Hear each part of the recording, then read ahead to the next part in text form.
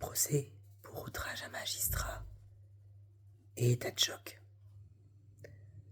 Nous sommes samedi 14 février 2026. Je souris, c'est la fête de l'amour. Mon procès pour outrage à magistrat a eu lieu jeudi 12 février 2026 au tribunal de Saint-Gaudens.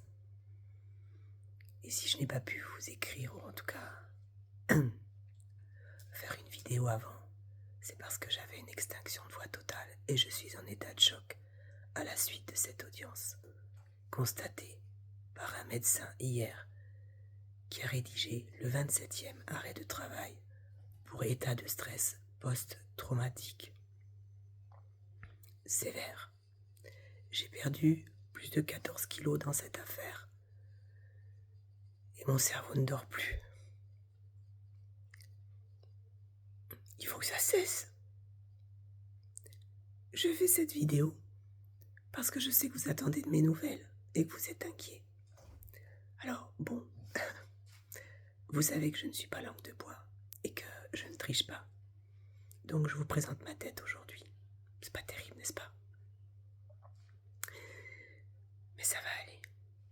Ça va aller parce que je sais que j'ai gagné et que ce qui vient de se passer à ce procès n'est qu'une preuve supplémentaire que les membres de cette secte franc-maçonnerie et psychanalyse, qui est une secte pédocriminelle et satanique dans laquelle je suis né et mes enfants sont encore pris en otage et dont mon père est maître vénérable et mon ex-beau-père, le docteur Jean-Pierre Bonjour, psychiatre, psychanalyste, expert auprès des tribunaux de Toulouse et Montauban, et son alter ego.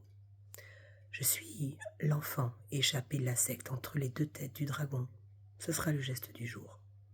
Mon père, le franc-maçon, et mon ex-beau-père, le psychanalyste expert auprès des tribunaux.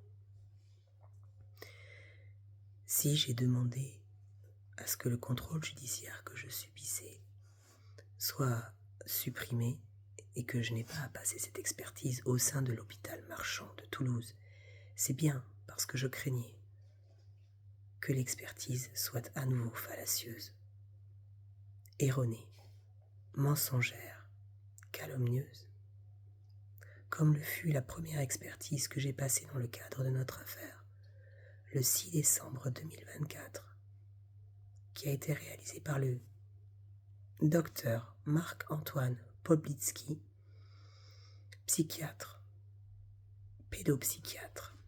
Oui, il s'occupe des enfants toulousains au sein de l'hôpital. Et expert auprès des tribunaux de Toulouse. J'ai démontré que cette expertise est absolument non valable, ni sur le fond, ni sur la forme. Je vous rappelle que je suis experte dans la lutte contre la pédocriminalité et les sectes, et que j'ai réalisé plusieurs rapports qui permettront de mettre à terre cette secte. En attendant, sur la base de cette première expertise, j'ai perdu l'exercice de l'autorité parentale le 25 juin 2025. Je n'ai pas revu mon fils.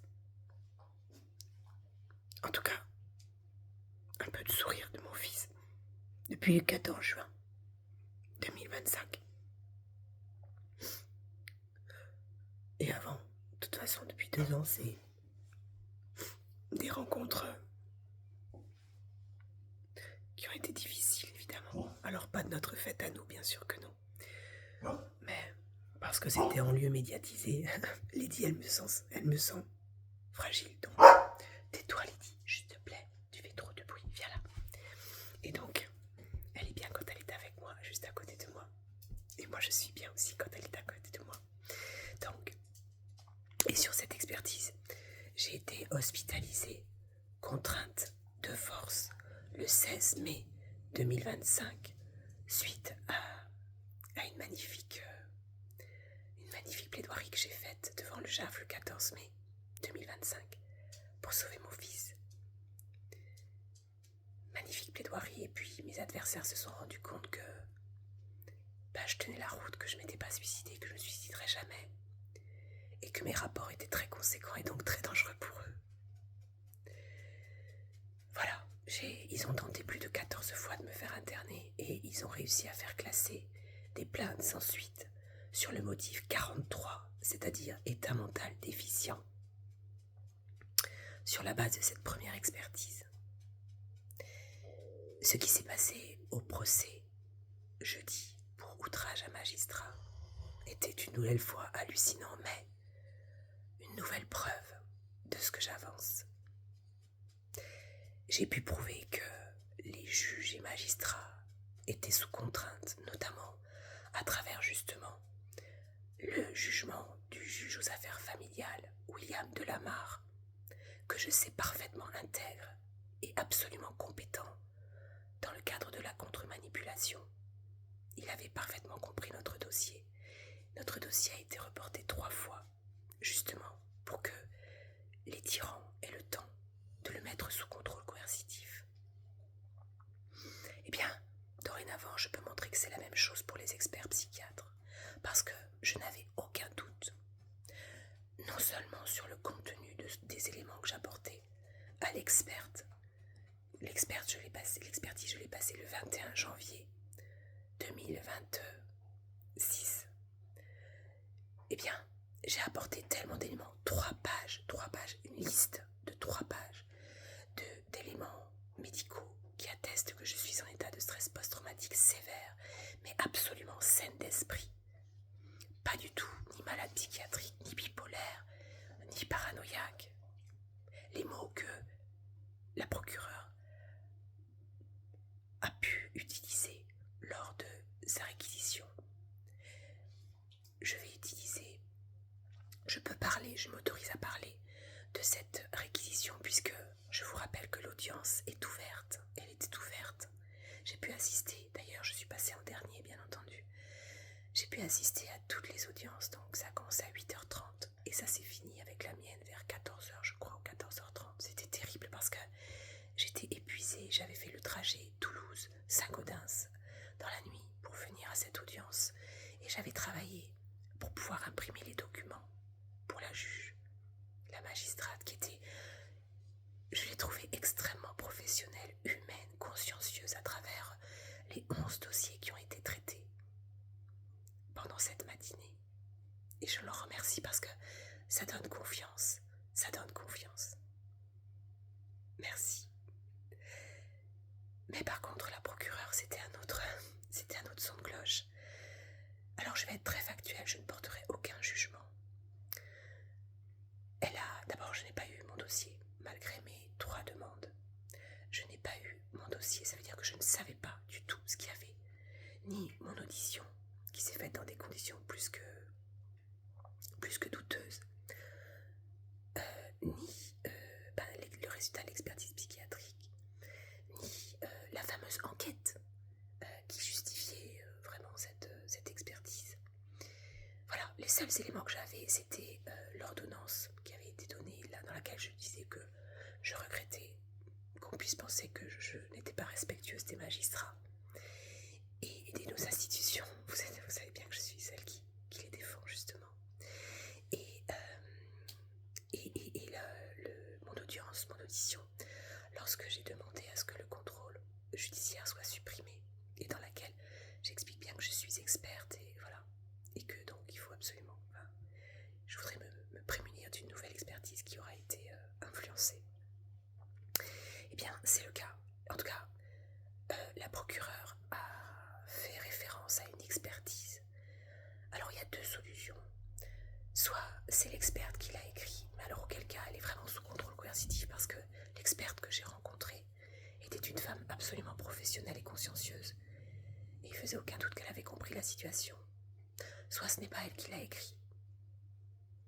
Voilà, il n'y a que 2 options, parce que cette deuxième expertise reprend quasiment mot pour mot la première, celle du docteur Marc-Antoine Poplitsky, qui n'est autre qu'un psychanalyste qui fait partie de la bande des amis ex-beau-père. Voilà, tout ce petit monde à Toulouse détruit les familles, détruit les parents protecteurs, hommes et femmes, et détruit les lanceurs d'alerte. Et c'est partout à travers notre territoire. Donc, la procureure a requis. Alors, elle a bien précisé que il aurait fallu que je sois internée immédiatement. Vous avez bien entendu, immédiatement. Parce que je suis dangereuse pour moi-même et qu'il me faudra un long moment de traitement. Elle a utilisé le terme de syndrome paranoïaque. Elle a utilisé le terme d'hospitalisation en disant qu'il fallait que je sois hospitalisée immédiatement. Mais qu'elle ne pouvait pas demander cela puisque le procureur, lui, eh bien, il avait transformé la première plainte de menace sur magistrat à outrage. Donc, elle ne peut plus demander ça. Mais par contre, elle demande malgré tout un suivi avec prise de médicaments. Et elle a requis 4 mois de prison avec sursis. Voilà, on en est là. Vous comprenez mon état. Je suis sortie, j'ai bien plaidé honnêtement. Je pense que j'ai bien plaidé dans l'amour, dans la tolérance, dans le calme. Vous commencez à me connaître. J'œuvre pour sauver tous nos enfants et pour la paix sociale. Ça va bien se passer, j'ai confiance. Le juge donnera son jugement le 12 mars 2026. En attendant, vous comprenez que je dois me mettre à l'abri parce qu'ils font tout pour m'interner. Tout. Et je rappelle que d'autres mères ont été internées et ont été hospitalisées. Il y a le cas de Inda et il y a le cas d'une autre maman, je crois que c'est Virginie, qui a été contrainte de prendre des médicaments après avoir été mise en prison. Soyez serein parce que maintenant je suis vraiment entourée et je fais le point de ralliement. Donc je suis présidente de l'association La Voix de Sophie. Je vais développer l'association avec d'autres résistants, d'autres parents, des parents protecteurs qui sont comme moi, qui ont été séparés de leurs enfants et des survivants également. Ça va très bien se passer, je vous garantis que cette secte est à terre. Je ne peux pas tout vous dire pour sécuriser les magistrats qui sont et les policiers qui sont en train de faire des enquêtes. Mais c'est en cours et en très bonne voie parce qu'il est maintenant probant que cette secte exerce des menaces et des intimidations sur les magistrats en vue de faire changer les jugements. Les preuves dans mon affaire sont évidentes, mais dans les vôtres aussi. Portez ce nouveau regard, mais attention, identifiez bien des personnes qui soient hors magistrat et hors justice. Et oui, il peut y avoir des avocats, il peut y avoir des experts, il peut y avoir des travailleurs sociaux, il peut y avoir les personnes qui vous agressent directement, les membres de votre famille, vos ex-conjoints. Voilà. Et là, en fait, l'idée, c'est de formuler vraiment une lettre au procureur en signifiant donc que toutes vos plaintes sont classées sans suite alors que vous avez donné tous des éléments probants et que tout cela c'est aberrant. Et vous envoyez tout ça à l'association La Voix de Sophie, 161 avenue de Castres, 31 500 Toulouse, en recommandé. J'irai faire chercher les recommandés. Et voilà, je vous donnerai d'autres indications, d'autres vidéos. On va s'organiser. Soyez sereins, tout va bien se passer. Nous sommes très nombreux maintenant. Le temps des justes est arrivé. Nos enfants vont tous être protégés. Je m'appelle Sophie Alric. Nous sommes donc samedi 14 février. Il est tôt le matin. Et je suis mère universelle et prophétesse pour ma plus grande joie. Je suis présidente de l'association La Voix de Sophie et candidate aux prochaines élections présidentielles par amour pour la liberté et pour la paix. À bientôt.